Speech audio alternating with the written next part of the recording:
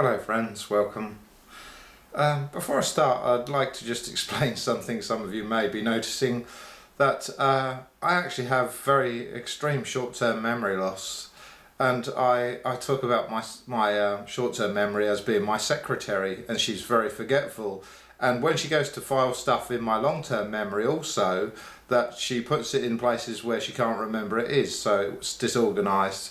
So when I'm talking on video, I quite often look away, my eyes flick to one side, because if I don't, I get brain freeze or a mental block where I'm looking into camera and I completely lose track and get a block, can't remember what to say. So I have to take that small break, which gives my mind a small break just to recompose itself on what I want to say next.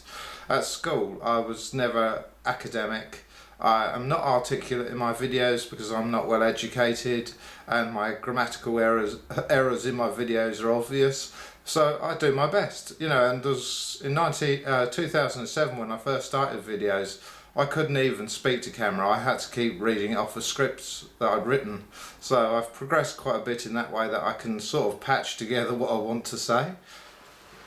Anyway, I moved into Peter's home the end of April 1995, and about a week later, I don't know if it was a Sunday night, but I took my girlfriend home, and when I come back to Peter's house, it was 10 o'clock at night. I was just going to go straight up to my room and go to bed to go to work the next day, but when I got back, I walked into the front hallway of his home, and he said, "Neil, can I speak to you for a minute?"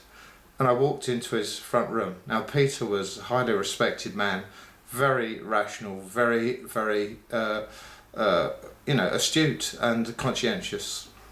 So I trusted him with my life.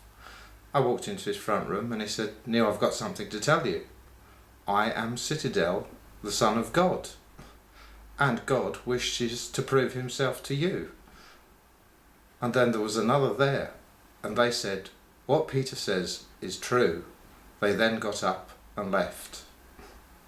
And then Peter said, "God wishes to prove himself to you, and he will do this shortly," and left it at that. Then I went out and I went upstairs, and I did not disbelieve him. I had an open mind because he said God would prove it to me. And I trusted Peter and I respected him, and I knew he was a very rational man. So I went to bed. I got up the next morning to go to work. I walked down the stairs, just going straight out to work from my bedroom, out the front door to work, and as I was going to the front door, Peter came out of his front room, and we worked together, but he was just about to leave after me, and he said, "Neil, Father God will prove himself to you today, his reality and existence to you today, and that he will give you this proof in music." And then he said, "But do not test God." So I left it at that. I walked out, I got into my car, I drove to work, I got into my tractor at work, I was driving out of the yard, I turned the radio on in my tractor, and there was a song, and it basically said, "God exists." It was singing about God, and I had 2 more songs after that saying the same sort of thing. So already I knew this was proof, and so a few minutes, and then it just went on to normal songs after the first 3 songs, and then a few minutes later I turned the radio off, and a few minutes later from that I turned it back on again, another 3 different songs, and they started just as I turned the radio on. The first one started saying, "We believe in him." And that was one of the songs, I believe. It was like a pop gospel song saying, "We believe in him."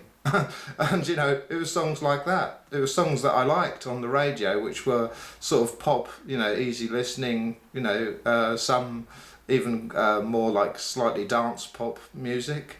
So it was great. And I had 3 songs then, and I thought, Peter told me not to test God, but I did. And I just changed the channel, and I turned the channel over to another channel again. Straight away, as soon as I turned over, a song started, and I had another 2 or 3 songs, saying God existed, basically, that, you know, we believe in him. Not the same song, every song was different that I heard that day. And, you know, I done the same thing. I turned the radio off, I turned it back on, 2 more songs, the same thing, saying God exists, he's reality. Then I turned it off, and they're all songs that were popular, sort of pop music, dance music songs in 95, around that time. They might have been before that, some of them. But I changed channels again, and the same thing again. Then I turned the radio off and I turned it back on, the same thing again. I was testing God, and he was there before me every time. And he wasn't manipulating me or the DJs, it's just he helped those DJs through opportunity to pick 2 or 3 songs. You know, 2 or 3 times a day, because I listened to the same channels, a couple of 3 different channels, and he'd help those DJs to get those songs in that list, 3 of them, 2 of them, and myself to go there at the same time. So Peter had said that, you know, God can help opportunities happen, and he can help you to be in the right place at the right time, without manipulating you. So anyway, by 10 o'clock in the morning, I knew God existed. I was absolutely certain. I didn't need no more proof, but it went on all day long the same, you know. And, you know, I went home, and of course I knew Peter truly was his son by then. So it was a miraculous day, really miraculous, unbelievable, and, you know, it was jubilous. I was excited. I knew God really existed, and he was proving his existence and reality to me, and it was fantastic, and I was over the moon. So I went home, and, you know, Peter then was friendly and welcoming. I never even knew Peter was in any way spiritual until that night before, until he told me he was the Son of God, and the other said he was, and they left. So it was amazing. Now, the other person that was there is nothing to do with the awakening or serving down here. They just happened to know who Peter was, and then they left. So it'd been proved to them that who Peter was, and that was it. They weren't nothing to do with it.